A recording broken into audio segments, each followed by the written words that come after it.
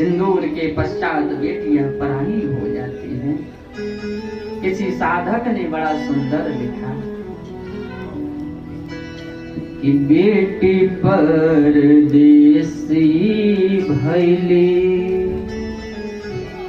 पड़त सिंदूरवा, बेटी परदेसी भइली पड़त सिंदूरवा, बेटी परदेसी भइली पड़त सिंदूरवा, बेटी परदेसी भइली पड़त सिंदूरवा, डोलिया कहाँ लेके, डोलिया कहाँ लेके, डोलिया कहाँ लेके, डोलिया कहाँ लेके आई है ससुरवा, बेटी परदेसी भइली पड़त सिंदूरवा, बेटी परदेसी भइली पड़त सिंदूरवा, बेटी परदेसी भइली पड़त सिंदूरवा, बेटी परदेसी भइली पड़त सिंदूरवा,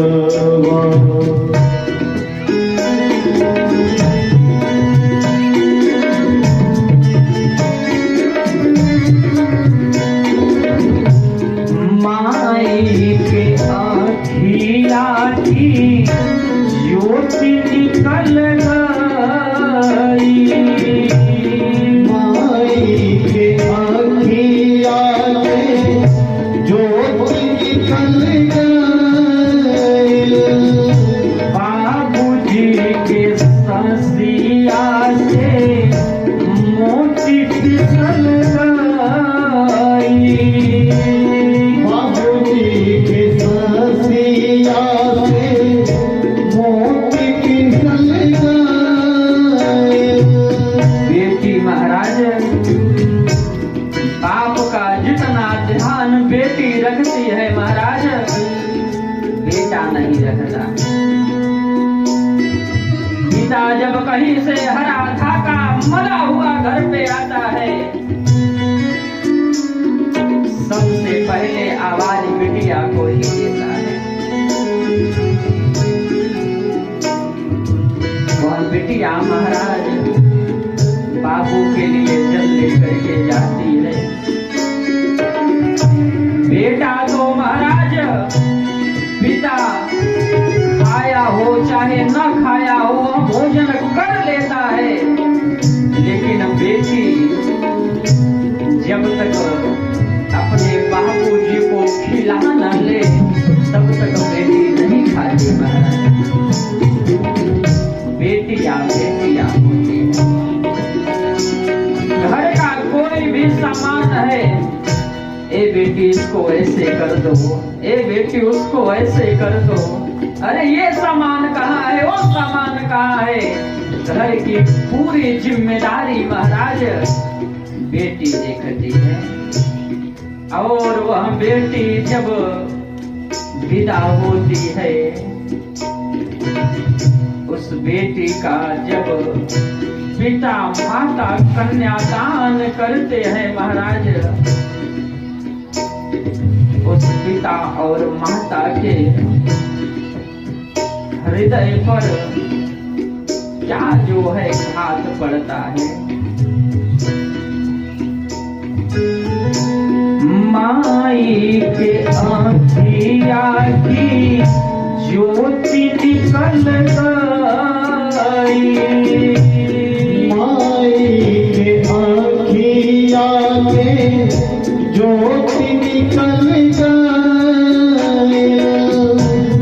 माई के आँखिया की ज्योति निकल गई,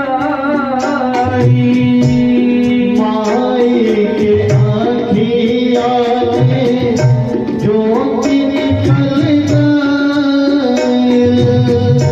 बाबूजी के ससिया से मोती फिसल गई, बाबूजी के ससिया से मोती फिसल गई। हमको महाराज जब ये भाव गाता हूँ एक बहन की कथा याद आने लगती है। एक बहन के विवाह में मैं गया सम्मिलित होने के लिए। उसके महाराज पिता नहीं थे, पिताजी गुजर गए थे। जब आशीर्वाद देने के लिए मैं पहुंचा तो वह लिपट करके रोने लगी और कहती है, महाराज जी, बाबूजी कहते थे कि हे बेटी, तुम्हारे विवाह के लिए धन इकट्ठा कर रहा हूं। आज सब लोग दिखाई पड़ रहे हैं लेकिन मेरे बाबूजी नहीं दिख रहे हैं। रोने लगती है महाराज। बेटियां बेटियां होती है।